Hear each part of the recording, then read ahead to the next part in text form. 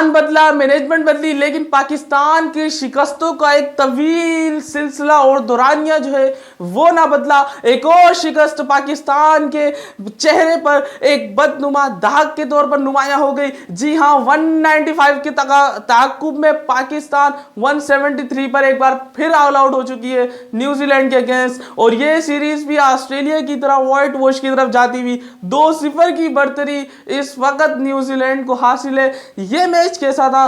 पूरे मैच में शुरू के 6-8 ओवर के बाद पाकिस्तान ने इस मैच पर गिरफ्त रखी, लेकिन जैसे ही फखर जमान की वो विकेट न्यूजीलैंड को मिलनी थी और वहां से पाकिस्तान ने मैच जो है वो लूज करना शुरू कर दिया। तो आए जरा थोड़ी सी हाईलाइट पे बात करेंगे, फिर आएंगे आज हमने क्या खोया और आज हमने क्या पाया। जी हाँ नाजरीन, तो शुरू करते हैं। पाकिस्तान ने टॉस जीतकर एक बार फिर पहले बॉलिंग का फैसला किया। शाहीन साहब एक अग्रेसिव माइंड के बंदे हैं, उन्होंने बोला कि इस बार जो है अपने और तमाम फास्ट बॉलर्स को है वो मिला के जाल में फंसाएंगे न्यूजीलैंड को। लेकिन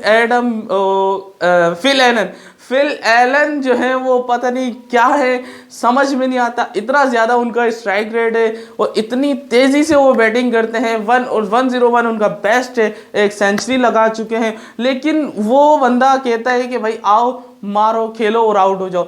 उसने एक बार फिर 74 रन्स की एक बहुत बड़ी इनिंग खेली जो पाकिस्तान के किसी खिलाड़ी ने मिस करी। आगे जाकर पाकिस्तान बैटिंग कार्ड पर भी बात करेंगे। उस फिल एलन ने डेविन कॉनवे के साथ एक अच्छी पार्टनरशिप करी, लेकिन डेविन कॉनवे जो है वो जल्दी आउट हो गए। फिर उसके बाद विलियमसन रिटायर्ड हर्ट हुए, फिर उसके बाद चैपमैन भी जल्दी आउट हुए। डेरिल मिचेल भी इस बार शुक्र है कि डेरिल मिचेल जल्दी आउट हुए, और जो स्कोर 250 तक जाने वाला था वो 200 से पहले ही सिमट गया 195 पे। डेथ ओवर में जाकर बहुत अच्छी बॉलिंग करी पाकिस्तानी बॉलर्स ने, रोका हारिस रऊफ का एक ओवर में 3 विकेट्स का लेना। वहां पर जो है मोमेंटम पाकिस्तान की तरफ मुड़ गया, और 195 की चेज में जब पाकिस्तान की ओपनिंग जोड़ी मैदान में उतरी तो रिजवान का पहली गेंद पर टिम साउथी को इतना लंबा छक्का मारने के बाद ये यकीन हो गया कि आज पाकिस्तान कुछ अलग मूड में आएगा, लेकिन सब धरे का धरा रह गया। रिजवान जल्दी आउट हो गए। फिर एक 91 रन की पार्टनरशिप फखर और बाबर के दरमियान लगी, जिस पर ये उम्मीदें हमने बांध ली कि आज का मैच जो है हमारा है और 1-1 के साथ ये सीरीज बराबर होगी। लेकिन अनफॉर्चुनेटली शिकस्तों का ये जो तवील सिलसिला है ये अभी तक जारी है और इस पर कोई कालक लग चुकी है, समझ में नहीं आता।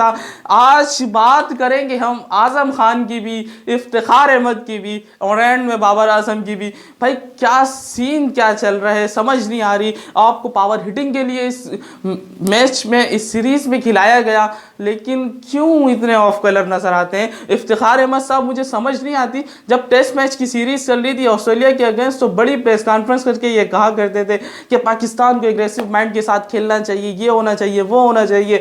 लेकिन जब खुद ही T20 में उस तरह की इनिंग्स खेलने की बारी आती है तो शुरू में आते हैं 2-4 बॉलें डॉट करते हैं, उनके बल्ले से गेंद कनेक्ट नहीं हो रही, समझ नहीं आ रही। न्यूजीलैंड के इतने छोटे ग्राउंड्स में इनकी ये हालत है, वेस्ट इंडीज़ के बड़े ग्राउंड्स में जाकर क्या होगा समझ में। और आजम खान की भी नहीं आ रही, क्यों उस बंदे से कनेक्ट नहीं हो रही, उससे भी इन छोटे ग्राउंड्स में हिटिंग नहीं हो रही जिसको पावर हिटर कहते हैं। बस बल्ले से लग जाए आजम की तो गेंद ग्राउंड से बाहर जाती है। भाई वो लीग्स में होता है। मैं पिछली वीडियो में भी 1000 बार कह चुका हूँ कि लीग्स का और इंटरनेशनल का बहुत ज़्यादा फर्क होता है। आज उसकी ओवरऑल थोड़ी सी कीपिंग बेहतर रही, कुछ बॉलें उसने पकड़ी, लेकिन कुछ बॉलें फिर पिछले मैच की तरह वो टांगों से रोकता रहा। ये सीन रहा आज के मैच में।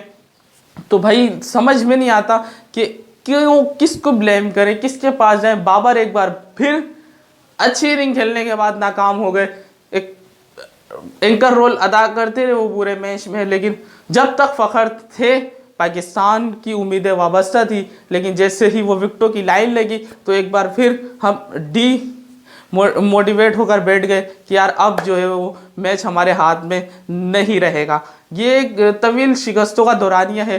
अब नेक्स्ट मैच में क्या होगा वो देखेंगे, लेकिन अब भी मैं चाहूँगा कि पाकिस्तान इसी प्लेइंग 11 के साथ जाए, इसमें कोई चेंजिंग ना करे, इन्हीं को मौका दें ताकि जितनी भी ये माफियाज है ना, सबसे बड़ी ये जो मीडिया माफिया कराची वालों की है, जो फिर सिर्फ एक ही ऐसा कराची हेड, मैं खुद कराची वाला हूँ, कराची में पैदा हूँ, एक ही चीज़ को लेकर बैठ जाते हैं, कराची वालों को ये नहीं होता, कराची वालों को ये नहीं होता। भाई कराची वालों ने क्या किया, क्या किया कराची वालों ने? अब हंसी भी आती है, दुख भी होता है यार। पाकिस्तान को देखें आप, ना कराची को देखें, ना पंजाब को देखें, किसी शहर सूबे को नहीं देखें, बस सपोर्ट करें।